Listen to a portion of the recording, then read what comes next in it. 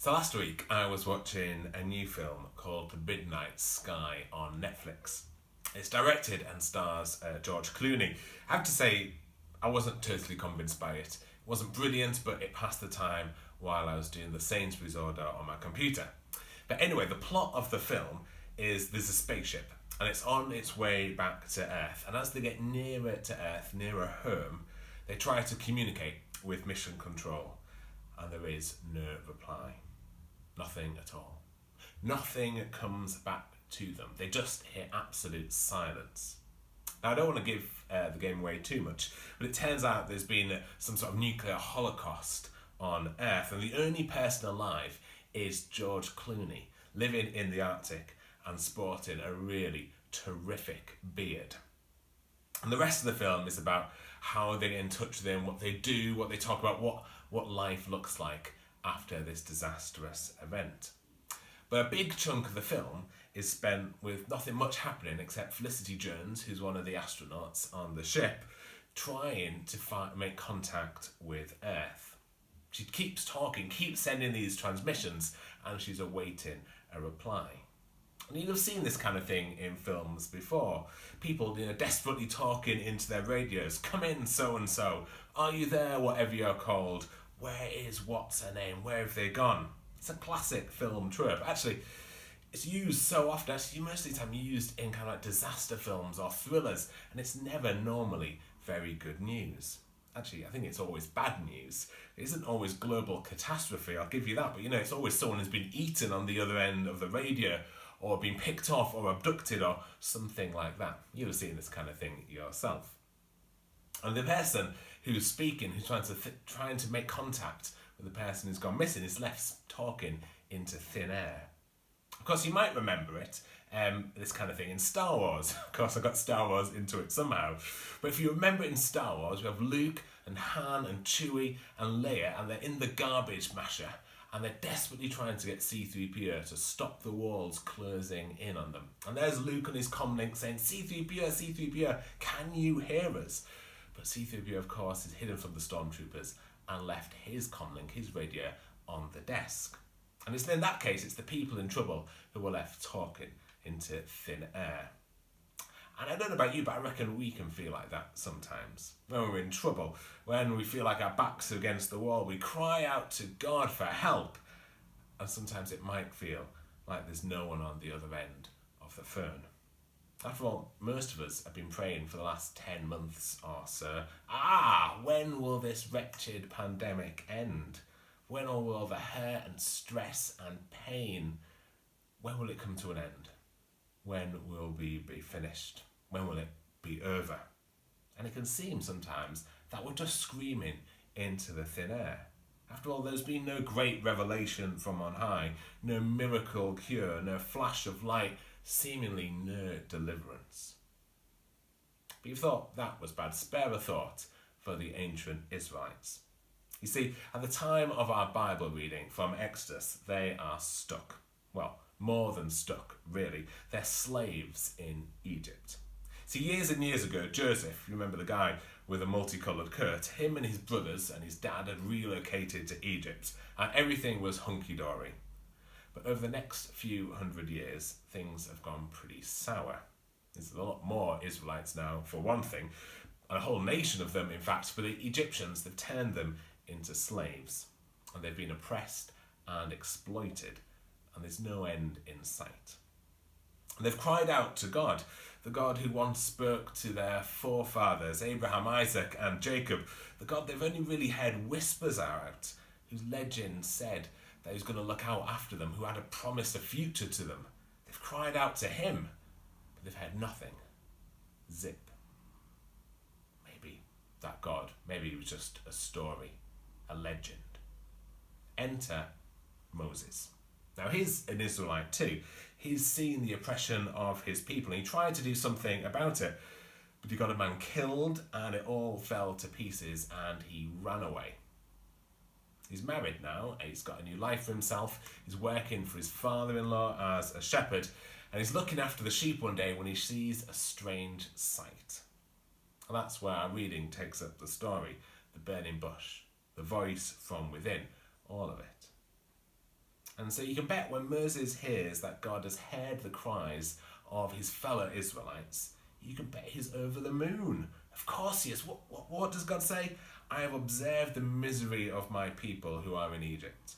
I heard their cry on account of their taskmasters. Indeed, I know their sufferings. Yes, you can imagine him saying it to himself. Yes, I knew it. I knew that the God of my ancestors, I knew he wasn't just a figment of our imaginations. I knew he hadn't just left us to languish in slavery. I knew that he cared, just like I did.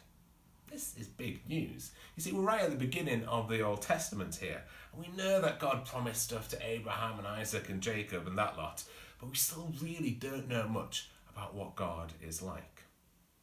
Here, though, we have a clue, a big clue, a massive clue, that God is the kind of God who is faithful, who is someone you can rely on.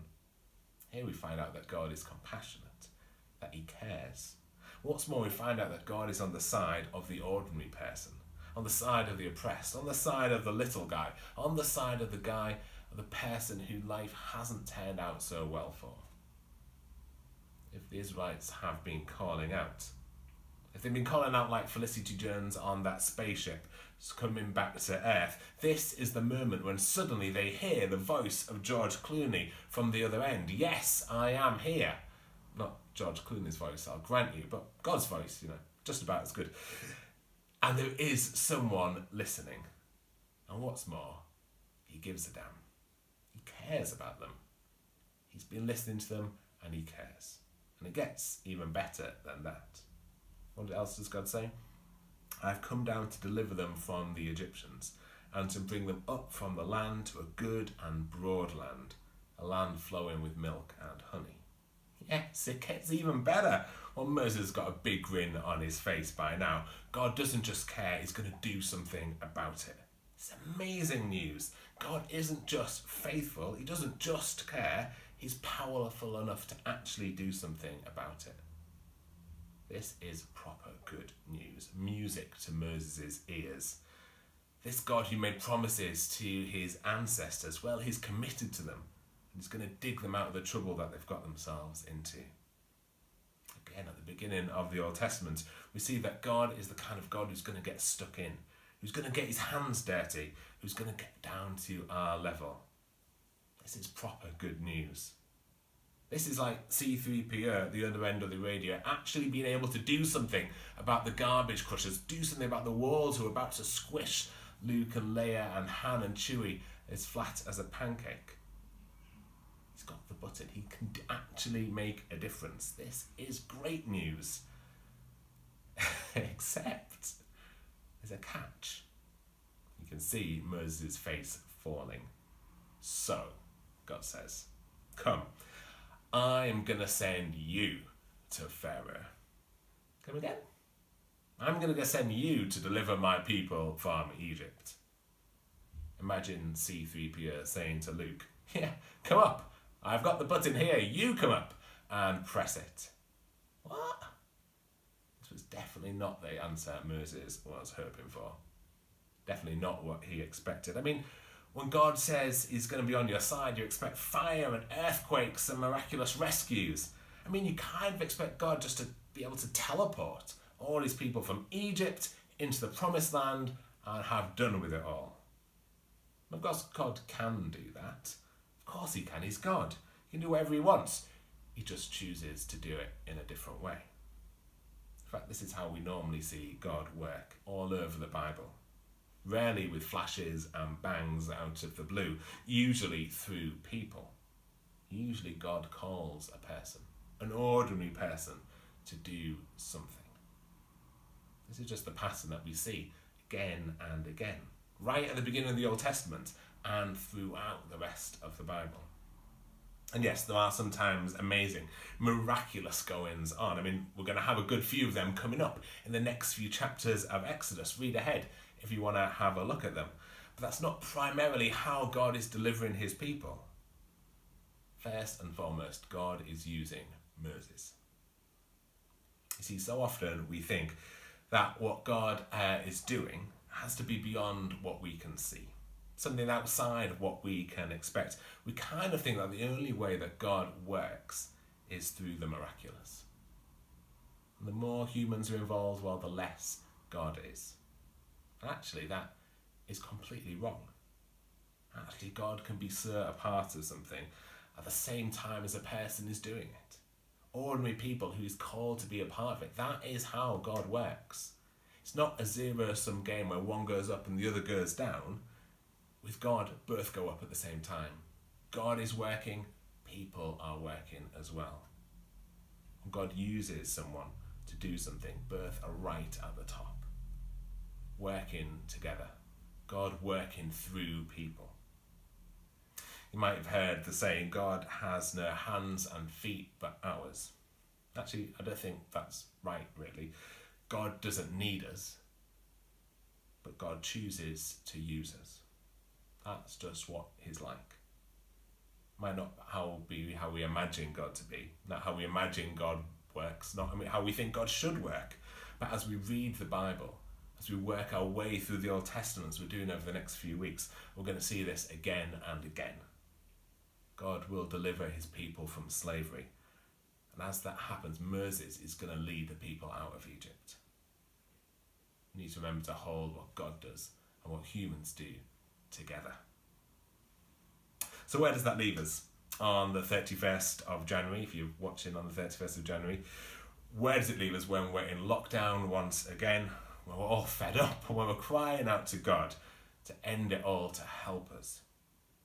Well, it reminds us that calling out to God is a good start, because God hears us. We know that God cares. We know that God will do something when he sees hurt and pain. We know that. That is what God is like. But I wonder if it's true that there's no answer coming back to us. I wonder if it really is just radio silence. After all, what about doctors and nurses and other healthcare professionals striving the last fibre of their being, doing more than any of us thought could be possible to care for those who are sick?